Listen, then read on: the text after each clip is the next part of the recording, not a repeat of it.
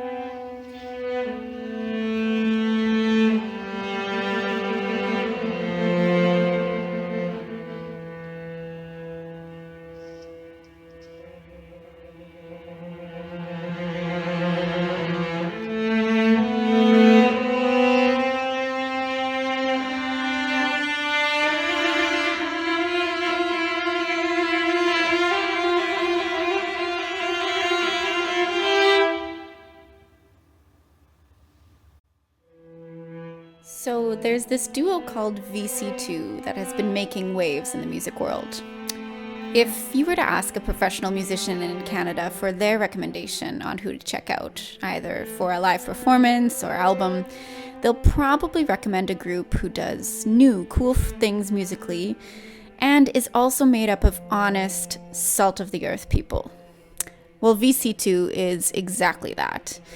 Born and bred in Canada, these two guys are die-hard hockey fans, wicked cellists, and innovative artists. My name is Amy Hillis, and here's my recent chat with my dear friends Bryan-Amahl of VC2.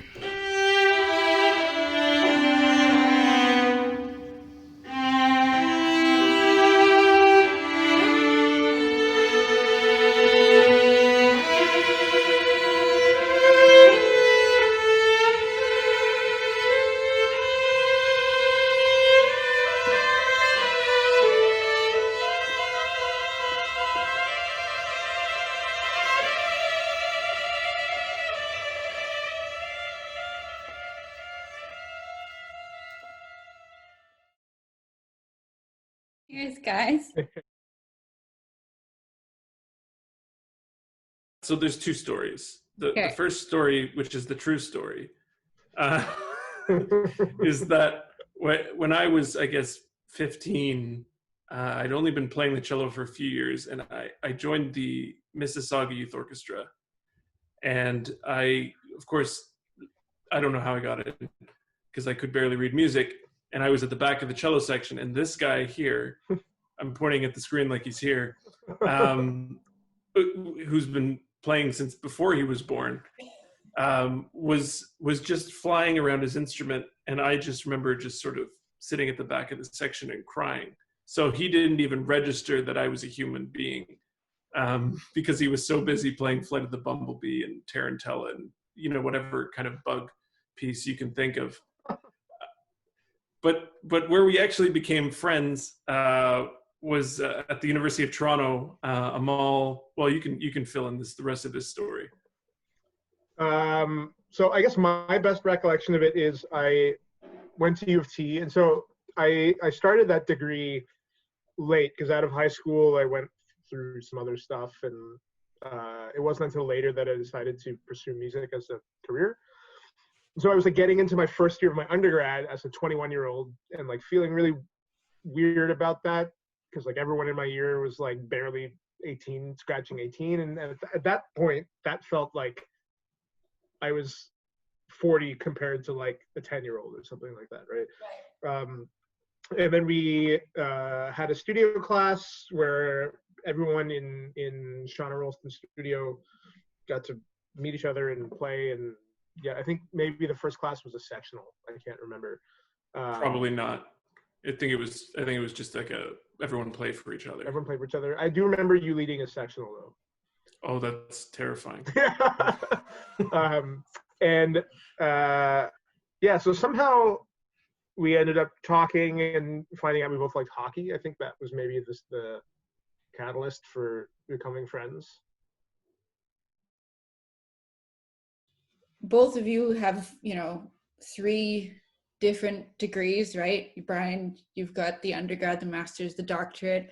Amahl, you've got the undergrad, the master's, the ADIP. So you're like serious experts in the field.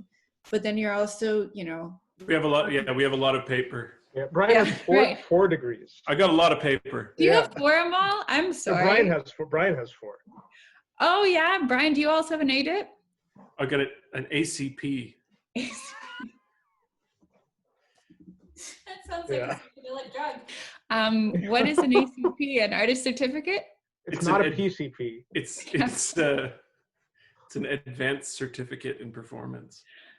Nice. I don't really know what that means, but it means you're a very advanced performer. It means that was a piece of paper that was expensive. How do you guys, as a pair, how do you sort of come to the conclusion of what you're going to program and balance out what seems to be these 2 worlds, like the traditional, even if it wasn't originally for 2 cellos, but you arrange it for that, and then like the totally contemporary, in the best sense of the word, by living composers? It's usually a wrestling match, either arm or in a ring. I mean, because I think for us, those 2 things, I don't know if Amahl, if you want to just jump in and answer this, but the two don't seem so separate to us, I guess, is the main thing. It doesn't seem like a far reach for us to play something that's, a few hundred years old and then immediately play something that was written a couple years ago. I think it all kind of just comes in. The thing for us is just figuring out the way to spin it, and not in like a, we're going to trick the audience kind of spin it way, but to basically make the 2 things related in some fashion. Mm-hmm. Yeah, I think a big part of the way we programmed is, or the way we program things is trying to derive some kind of narrative that links everything together, or at least links consecutive things together in some way, because even if something is a little off the wall, if you make it relatable in one way, then it can be much more easily digested, or people will listen to it in a different way, or maybe in a more open fashion than they might not if you're just like, here's this thing that you've never heard before, right? That my friend wrote. Right, yeah. Which is never a good way to present something. And I think, like, in general, with presenting music to anybody, narrative is really important. I mean, there's a reason that when you go to like a rock show or a pop show, the front person always talks between songs. They always engage the audience, and they always like have some kind of backstory about the songs that they're presenting. Even if it's an instrumental group, there's like some kind of narrative behind the thing.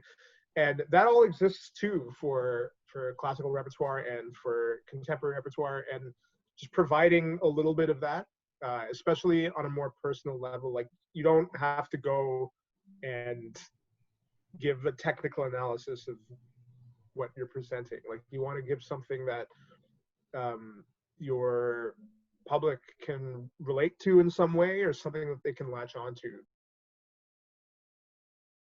Anytime we have to make a decision, there's a good amount of discussion, as nowadays, I suppose, as to, whether this is sort of on, I hate this word, but on brand for us. Right.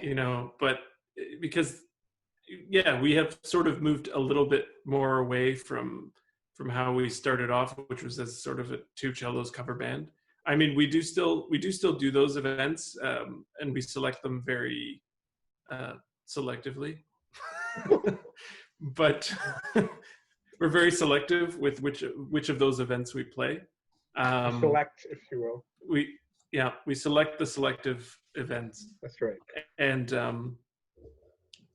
I mean, to be fair, we have a ton of fun doing that stuff as well, because I mean, we tend to come up with our own arrangements, and typically we'll put in a lot of contemporary techniques in those arrangements just because we can, and it interests us more. We don't sort of just go to, even if we're playing pop music, we're not seeing it as like just sort of regurgitating what someone else has already done.